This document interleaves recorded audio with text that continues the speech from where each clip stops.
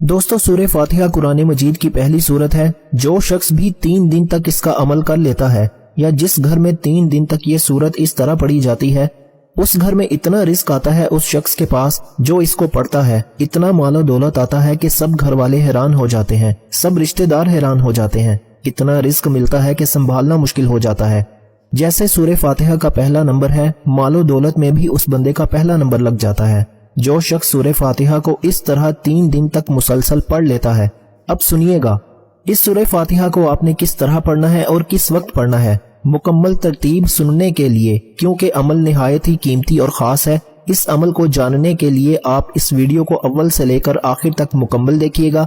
انشاءاللہ ایسی رحمتوں کا نزول ہوگا، ایسی برکتوں کا نزول ہوگا، ایسے رزق کا نزول ہوگا کہ دوبارہ زندگی میں نہ رزق کی پریشانی آئے گی، نہ گھر میں کوئی مصیبت آئے گی، نہ گھر میں کوئی بیماری آئے گی، ہر طرح کی مشکل آپ کی آسان ہو جائے گی۔ اس سورت کے 20 نام ہیں۔ اس سے پہلے بھی کئی دوستوں کو یہ عمل بتا چکا ہوں۔ لوگوں کی زندگیاں بدل چکی ہیں، کئی لوگوں کے حالات بدل چکے ہیں، کئی لوگوں کی دعائیں قبول ہوئی ہیں۔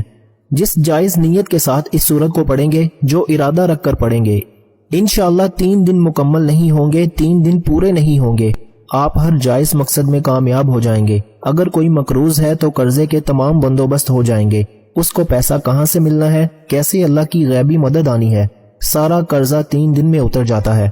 کوئی شخص شادی کی نیت سے پڑھے، ہر طرح کی بندشیں، راستے کی رکاوٹیں ختم ہو جاتی ہیں، فوراً اسباب پیدا ہو جاتے ہیں۔ خاص بات بتا رہا ہوں، اس صورت کے اندر ہر ایک تاثیر اور طاقت رکھی گئی ہے۔ اس ایک ہی عمل کے ذریعے آپ دنیا کا ہر کام کر سکتے ہیں، اور یہ عمل جس کے ہاتھ میں لگ جاتا ہے، جو اس کو اپنے قابو میں کر لیتا ہے، وہ دنیا میں عزت پاتا ہے اور آخرت میں بھی عزت پاتا ہے، شہرت ملتی ہے، لوگ اس سے محبت کرتے ہیں، لوگ اس پر بھروسہ کرتے ہیں، رشتہ دار اس کے آگے پیچھے ہوتے ہیں۔ جو شخص بھی اس سورت کو اس طرح پڑھ لیتا ہے، یہ سورہ فاتحہ یہ مکہ مکرمہ میں نازل ہوئی اور اس کی صرف 7 آیات ہیں۔ اب آسمان بھی 7 ہیں، اب زمینیں بھی 7 ہیں، ہفتے کے اندر دن بھی 7۔ اب 7 کا لفظ بڑا ہی نہایت ہی خاص ہے۔ خانہ کعبہ کے چکر بھی 7، یعنی کہ جو طواف کیا جاتا ہے اس کے 7 چکر ہیں خانہ کعبہ کے بھی۔ اسی طرح اس کی اور بھی بڑی چیزیں ہیں، اب میں ان کی طرف نہیں بڑھتا، عمل کی طرف لے جانا چاہتا ہوں۔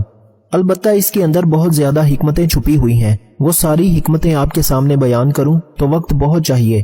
المختصر میں آپ کو بتا دینا چاہتا ہوں، اس سورت کے 20 نام ہیں۔ اس سورت کو فاتحۃ الکتاب بھی کہا جاتا ہے، اس سورت کو ام القرآن بھی کہا جاتا ہے، قرآن کی ماں۔